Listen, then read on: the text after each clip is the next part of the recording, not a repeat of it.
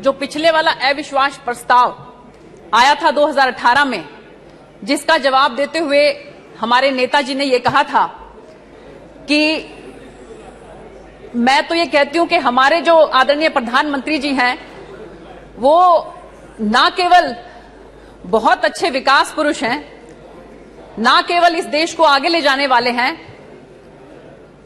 ना केवल उनकी नीति पर कोई किसी तरह का शक है, ना केवल उनकी नीयत पर किसी तरह का कोई शक है, बल्कि वो ऐसे अंतर्यामी भी हैं कि उन्होंने 2018 में ये बात कह दी थी कि ये सब इकट्ठे होकर 2023 के अंदर भी अविश्वास प्रस्ताव लेकर आएंगे।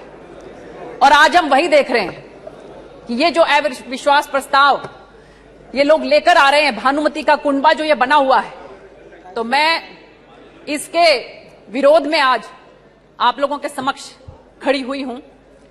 आदरणीय सभापति महोदय, श्रद्धेय अटल बिहारी वाजपेयी जी का मैं एक जो नो कॉन्फिडेंस उनके खिलाफ आया था, उसमें जब वो अपना जवाब दे रहे थे, मैं वो देख रही थी और सुन रही थी किस तरह से भावनाओं से भरे हुए उन्होंने उस समय में अपना वक्तव्य दिया था। और 1 जून 1996 का उनका जो वक्तव्य है उसके अंदर मैं सुन रही थी सभापति महोदय कि ये विपक्ष के लोग उस समय ये बात कह रहे थे, उस समय श्रद्धेय अटल बिहारी वाजपेयी जी को भी, कि आप मंदिर की बात नहीं करते, आप धारा 370 की बात नहीं करते और आप और तरह की इधर उधर की बातें करते हैं। तब श्रद्धेय अटल बिहारी वाजपेयी जी ने उस समय में यह बात कही थी कि हमारी जो विचारधारा है, जो 1977 के अंदर हमारी विचारधारा थी, वो आज भी है, लेकिन अभी लोकतंत्र को बचाना हमारी प्रायोरिटी है। इसलिए हम राम मंदिर पर अभी बात नहीं कर रहे, अभी हम धारा 370 पर बात नहीं कर रहे, लेकिन मुझे विश्वास है कि एक दिन ऐसा आएगा, उस समय में भी सभापति महोदय सबसे बड़ी पार्टी भारतीय जनता पार्टी थी। उन्होंने कहा था कि लेकिन एक समय ऐसा आएगा कि हम मेजॉरिटी के साथ इस सदन में होंगे और उस समय धारा 370 भी जाएगी और राम मंदिर भी बनेगा। तो आज वो समय है। अभी 6 अगस्त गई है, हमारी आदरणीय सुषमा स्वराज जी, उनकी पुण्यतिथि थी, और आप ये देखिए क्या संयोग कि जो मन में विचार लेकर वो इतने समय तक राजनीति करती रही, केवल कुछ दिन पहले ही 370 धारा हटी और उसके थोड़े से दिनों के बाद 6 अगस्त को जो है उनका देहावसान हो गया। सभापति महोदय, भारतीय जनता पार्टी के कार्यकर्ता, जो एक एक कार्यकर्ता हैं, उनके मन के अंदर देश प्रेम, राष्ट्र प्रेम किस तरह से भरा हुआ है, ये उसकी एक मानगी थी। तो मैं यही कहना चाहती हूं कि ये जो विश्वास कांग्रेस पार्टी का टूटा है, ये विश्वास जल्दी से वापस बनने वाला नहीं है। ये वो पार्टी है जो 400 से 40 के ऊपर आ गई, और एक हमारी पार्टी है जो 2 से 303 के ऊपर आ गई। किसी ने ये बात कही है कि विश्वास वो डाली है जो एक बार सूख जाती है तो फिर कभी हरी नहीं हो सकती।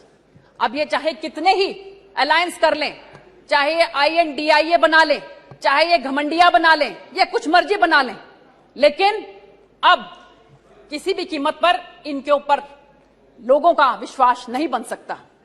सभापति महोदय, मैं कहना चाहती हूं कि अभी तक तो शुरुआत हुई है। आदरणीय प्रधानमंत्री जी जो भविष्यवाणी करते हैं, वो भविष्यवाणी सत्य होती है।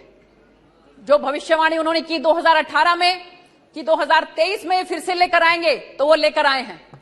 अब आदरणीय प्रधानमंत्री श्री नरेंद्र मोदी जी की भविष्यवाणी है कि हम 2024 के अंदर भी फिर से भारतीय जनता पार्टी की सरकार बनाएंगे, उनके नेतृत्व में बनाएंगे। सभापति महोदय, अब हमारा टारगेट यूनिफॉर्म सिविल कोड है। बहुत जल्द जो है हमारी कोशिश होगी कि हम वो भी इस सदन के अंदर लेकर आए। और इसके साथ साथ मैं कहना चाहती हूं कि मैं सभी को सुन रही थी, हमारी सूले जी कह रही थी कि 9 साल में क्या किया। सभापति महोदय, मैं बताना चाहती हूं कि 9 साल में हमारी सरकार ने क्या किया। आदरणीय प्रधानमंत्री श्री नरेंद्र मोदी जी के नेतृत्व में नेशनल एजुकेशन पॉलिसी, किसी समय में जो मैकाले था उसने कहा था ये बात भरे सदन के अंदर कि ये जो भारत की संस्कृति है इसको खत्म कर दो। भारत की जो सनातन परंपरा है, इसको खत्म कर दो। जब तक तुम ये खत्म नहीं करोगे, जब तक तुम इनके ऊपर पश्चिमी सभ्यता को नहीं ला दोगे, तब तक तुम इनकी रीढ़ की हड्डी को नहीं तोड़ सकते। सभापति महोदय, कोई वो समय था कि जिस समय में कम से कम भी आप ये देखिए, नालंदा यूनिवर्सिटी के अंदर 90 लाख किताबें जो हैं उनको जलाया गया, हमारे साहित्य को जलाया गया। 90 लाख का साहित्य हमारी पुस्तकों का जलाया गया, जो 3 महीने तक सुलगता रहा। और उस सनातन परंपरा को, उस संस्कृति को खत्म करने के लिए सभापति महोदय, जो परंपरा, जो अपनी एजुकेशन पॉलिसी वो लेकर आए, आज बड़ी खुशी है मुझे इस बात की कि 2020 के अंदर बहुत विचार विमर्श करके सबके साथ, जिस तरह से बाबा साहब ने उस समय में सबके साथ विचार विमर्श करके हमारे देश का संविधान बनाया था, उसी तरह से ही सबके साथ विचार विमर्श करके 2020 में जो शुरुआत हुई, वो नेशनल एजुकेशन पॉलिसी जो है वो हमारे देश के अंदर अब आई है। उसी के तहत मैं आपको बताना चाहूंगी कि ये कोशिश है हमारी सरकार की कि एजुकेशन जो है उसका एक्सेस सबको होना चाहिए, इक्विटेबल होना चाहिए, क्वालिटी होनी चाहिए, अफोर्डेबिलिटी होनी चाहिए, अकाउंटेबिलिटी होनी चाहिए। ये हमारी नेशनल एजुकेशन पॉलिसी जो है उसकी मोटो है, उसका ये ध्येय है। सभापति महोदय, एक जो छोटा बच्चा है 3 से लेकर 8 वर्ष तक उसकी बुद्धि का तीव्र गति के साथ विकास होता है। ये साइंटिफिकली भी अप्रूव हो चुका है। तो इसलिए हमारी सरकार ने ये कोशिश की है कि हम एक बाल वाटिका इस तरह से बनाएं ताकि 3 से 8 वर्ष के जो बच्चे हैं उनको जादुई पिटारा के नाम से हम उन बच्चों के लिए एजुकेशन जो है वो प्रोवाइड करें, जिसके अंदर खेल खेल में गाना गाकर, डांस करके, पहेलियों से वो बच्चे एजुकेशन प्राप्त करें। मैं अभी थोड़े दिनों पहले एक वीडियो देख रही थी, छोटे छोटे नन्हे नन्हे बच्चे माननीय प्रधानमंत्री जी के चारों तरफ लिपटे हुए थे, मोदी जी मोदी जी मोदी जी करके। मिलियंस ऑफ पीपल ने उनको उस वीडियो को देखा है। सभापति महोदय, अगर आप भी उसको देखें, इतने प्यार से वो बच्चे खेलते खेलते जो है मोदी जी से बात कर रहे थे और बिल्कुल उनको हक किए हुए थे बड़ी जोर से और कह रहे थे कि मोदी जी हम आपके साथ फोटो खिंचाना चाहते हैं, मोदी जी हमने आपको देखा। ये प्यार, ये विश्वास जो 3 से 8 साल तक के बच्चों के अंदर भी माननीय प्रधानमंत्री जी को लेकर है, क्या ये इनका नो कॉन्फिडेंस जो है ये उस विश्वास को डिगा पाएगा? ये भूल कर रहे हैं बहुत बड़ी।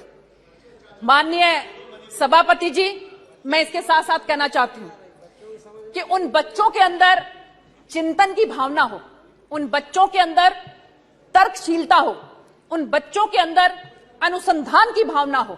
इन सब बातों को ध्यान रखते हुए हमारी इस नेशनल एजुकेशन पॉलिसी जो है, इसकी कोशिश है कि इन बच्चों को मातृभाषा के अंदर शिक्षा ग्रहण करवाई जाए। इसलिए सभापति महोदय, मैं आपको बताना चाहूंगी कि इसके साथ साथ दुनिया की सबसे बड़ी शिक्षा पद्धति जो है वो हमारे भारतवर्ष की शिक्षा पद्धति है, जिसके अंदर 14.9 लाख स्कूल हैं, 95 लाख टीचर्स हैं और 26.5 करोड़ सभी वर्ग के, सभी जगह से विद्यार्थी हैं। इसके साथ साथ हमारी कोशिश है कि हम स्किल एजुकेशन जो है इसके अंदर प्रोवाइड कर सकें। सभापति महोदय, इससे पहले जिस तरह की शिक्षा पद्धति रही, बच्चों को किसी भी तरह का कोई कौशल विकास उनके अंदर नहीं हो पाता था। बहुत बार ऐसा होता है कि बच्चे किसी कारणवश अगर 11वीं के बाद, 12वीं के बाद शिक्षा छोड़ देते हैं तो कम से कम उनके अंदर किसी न किसी कौशल का विकास तो हो, उनकी रोजी रोटी का कोई साधन तो बने। इस बात को ध्यान में रखते हुए सरकार की तरफ से अब 10+2 तक के बीच में ही जो है कोई ना कोई कौशल विकास उन बच्चों के अंदर जागृत करने की कोशिश की जा रही है।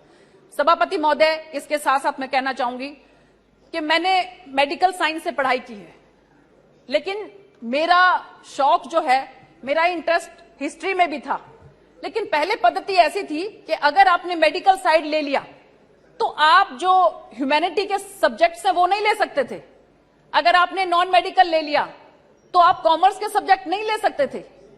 इतनी अब इसके अंदर जो है खुलापन कर दिया है सरकार की तरफ से कि अगर आप मेडिकल के साथ ह्यूमैनिटी के सब्जेक्ट्स भी लेना चाहें तो आप ले सकते हैं।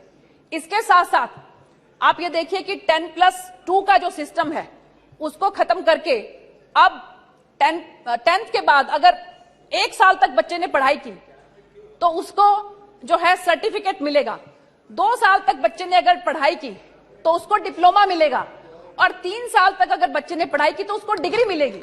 उस बच्चे को कहीं पर भी यह महसूस नहीं होगा कि बीच में अगर उसको पढ़ाई छोड़नी पड़ी तो उसका पूरे साल बर्बाद हो जाते थे पहले डिग्री के लिए। तो इस तरह की एजुकेशन पॉलिसी जो है वो हमारी सरकार लेकर आई है सभापति महोदय, जो पहले कभी किसी की सोच में नहीं गया कि बच्चे जो है वो कैसे पढ़ रहे हैं, पढ़ने के बाद उनका भविष्य क्या होगा, इसके बारे में कभी किसी ने कोई चिंता नहीं की सभापति महोदय। इसके साथ साथ मैं आपको बताना चाहती हूं कि एससी ओबीसी के जो टीचर्स हैं उनको भी अब मैक्सिमम अपॉइंट किया गया है, कि जो दूर दराज के जो इलाके हैं रोस्टर सिस्टम से अब उनको भी टीचर्स को वहां पर जो है लगाया गया है। और इसके साथ साथ सभापति महोदय नेशनल डिजिटल लाइब्रेरी और रिसर्च को जो है इसके अंदर बहुत इंपॉर्टेंस दी गई है। हमारे आईआईटी के बच्चे, हमारे आईआईएम्स के बच्चे, और अब आप ये देखिए कि सभापति महोदय सुंदर पिचई और इस तरह से कितने हमारे जो बहुत होशियार बच्चे थे वो दूसरे देशों में जा रहे हैं। हम ये चाहते हैं कि हमारा ब्रेन ड्रेन इस तरह से ना हो, इसलिए रिसर्च जो है वो हमारे देश के अंदर ही लाई जा रही है। R&D के अंदर बहुत ज्यादा पैसा लगाकर इस तरह की फाउंडेशन बनाई जा रही है ताकि हमारे नेशनल रिसर्च फाउंडेशन, ताकि हमारे बच्चे ज्यादा से ज्यादा यहां पर पढ़ाई कर सकें। सभापति महोदय, हमारी आईआईटी जो दिल्ली है उसकी ब्रांच यूएई के अंदर भी खोली जा रही है। इसके साथ साथ आईआईटी मद्रास की ब्रांच जो तंजानिया के अंदर खोली जा रही है। तो ये सब एजुकेशन पॉलिसी के माध्यम से सभापति महोदय कोशिश है कि हमारे एजुकेशन को और ज्यादा वृहद रूप जो है वो दिया जाए। सभापति महोदय, इसके साथ साथ मैं आपको बताना चाहती हूं कि सामाजिक न्याय जो डिपार्टमेंट है उसमें एससी एसटीज के लिए जो हमारी सरकार ने किया वो आज से पहले कभी किसी ने नहीं किया। सभापति महोदय, प्रधानमंत्री आदर्श ग्राम योजना, उसके तहत आप ये देखिए कि हजारों हजार गांव ऐसे हैं कि जिनके ऊपर पायलट प्रोजेक्ट स्टार्ट करके जो ऐसे जहां पर डोमिनेटिंग थे हमारे एससी और एसटी, उनको जो है आदर्श ग्राम योजना के तहत उनका विकास किया जा रहा है। और इसके साथ साथ सभापति महोदय, मैं आपको बताना चाहती हूं कि अगर हम विश्वास की बात करें तो आप ये देखिए कि 2004 के अंदर हमारे 38 एससी और एसटी के member of parliament Bharatiya Janata party के पास थे। 2004 की बात मैं कर रही हूं, और कांग्रेस के पास केवल 29 थे। और उसी तरह से मैं अगर आगे बात करूं, 2014 के अंदर एससी और एसटी के member of parliament Bharatiya Janata party के पास 66 थे और कांग्रेस के पास घटकर केवल 12 रह गए। और सभापति महोदय, 2019 के अंदर भारतीय जनता पार्टी के पास एससी और एसटी के मेंबर ऑफ पार्लियामेंट 76 बने, 76 बने, और कांग्रेस के घट के केवल 10 रह गए। तो ये सोच सकते हैं कि अगर इनकी सोच एससी और एसटी कम्युनिटी की तरफ अच्छी होती तो इनका इस तरह से जो एससी एसटी के जो मेंबर ऑफ पार्लियामेंट हैं उसमें इतनी भारी गिरावट नहीं आ सकती थी। सभापति महोदय, इसके साथ साथ मैं आपको बताना चाहती हूं कि सरकार की तरफ से नेशनल हेल्पलाइन टोल फ्री 14566 स्थापित की गई है, ताकि जो एससी एसटी के जो हैं लोग, उन पे अगर कोई किसी तरह की एट्रोसिटी होती है तो वो इस नंबर पर डायल कर सकते हैं। इसी के साथ साथ 14567 टोल फ्री नंबर वरिष्ठ नागरिकों के लिए है कि अगर उनको किसी तरह का कोई कष्ट है तो वो नेशनल लेवल पर ये नंबर है, इस पर वो डायल कर सकते हैं। सभापति महोदय, इसके साथ साथ जैसा कि आपको मालूम है कि नशा मुक्ति, इसके लिए माननीय हमारे केंद्रीय गृह मंत्री अमित भाई शाह जी ने भी जो है स्पेशल डिबेट भी जो है